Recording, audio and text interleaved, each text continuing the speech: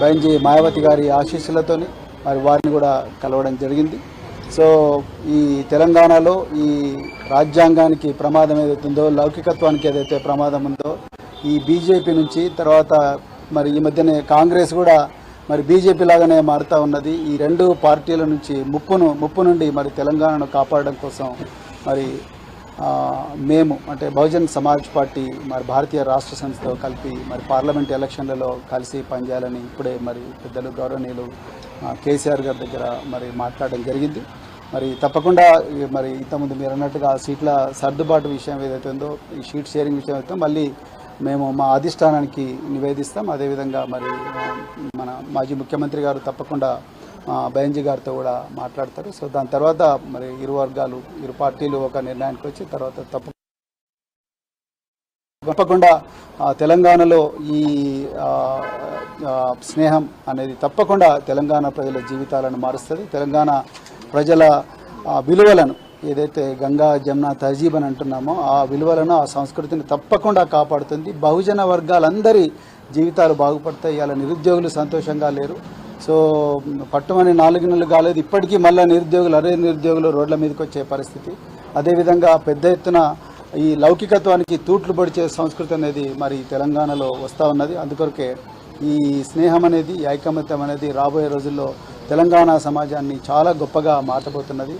So చాలా చాలా ఆనందంగా ఉంది అలా మరి ఈ విషయం మీతో మాట్లాడుతున్నందుకు.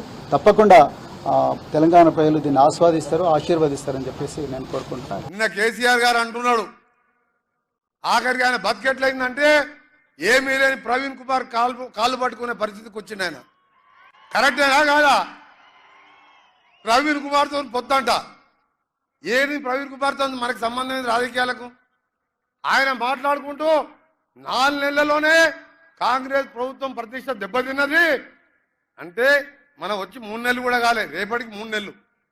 3 నెలల్లో ఎందెందుకు మన ఆదివారం ఉన్నది మోటార్ సైకిల్ వేసుకొని దాదాపు 40 బస్తీలు తిరిగిన నల్గొండలో. ఏ బస్తీ, ఏ మైనార్టీ అక్క చెల్లెలు పోయినా, ఏ దళిత వాడకు పోయినా ఎట్లున్నారు అక్క, ఏమున్నది, కరెంటు బిల్లు ఎంత వచ్చిందంటే 0 బిల్లు వచ్చింది, బిల్లు చూపించుకుంటా నవ్వుకుంటా చేతులు పట్టుకొని ఎంత సంతోషంగా కనబడ్డారు. ఆయన పాలన ఎట్లుండే, 1వ తారీఖు పేదవాడు బిల్లు కట్టకపోతే ఆ డిస్కనెక్ట్ బిల్లు కట్టుకునేవాడు. పేదవాడైతే కరెంటు బిల్లు ఎడ కట్టవలసి వస్తుందని చెప్పి చీకట్లో పడుకునేవాడు ఈ ధనిక రాష్ట్రంలో. అలాంటిది ఈరోజు ఒక్కొక్కటి 7 లక్షల కోట్ల అప్పు చేసినాం, దానికి వడ్డీలు కట్టాలి. 38,000 కోట్ల బకాయిలు చేసినాం, అవి తీర్పాలి. నీ సమయంలో 30 నెలల్లో కరెంట్ ఎప్పుడైనా జీతాలు వస్తాయని బడి పంతులు, ఉద్యోగులు, రిటైర్డ్ వాళ్ళు చదువులు చెప్పేది కాదు, వాళ్ళు నౌకరు చేసేది కాదు, సెల్ ఫోన్ చేసి జీతం పడ్డదా లేదని మెసేజ్ చూసుకునేవారు. ఇవాళ మన ముఖ్యమంత్రి గారు అన్ని చూస్తూ మన 1వ తారీఖు జీతాలు వచ్చినాయా లేదా, ఉద్యోగులకు పెన్షన్లు వచ్చినాయా లేదా, ఇంత అప్పుల పాలు చేసిన రాష్ట్రాన్ని కూడా గాడిలో పెడుతూ ఇచ్చిన కార్యక్రమాలు చేస్తున్నాం. సోదరులారా, మీ అందరు కూడా ఒకటే విజ్ఞప్తి చేస్తున్నాం.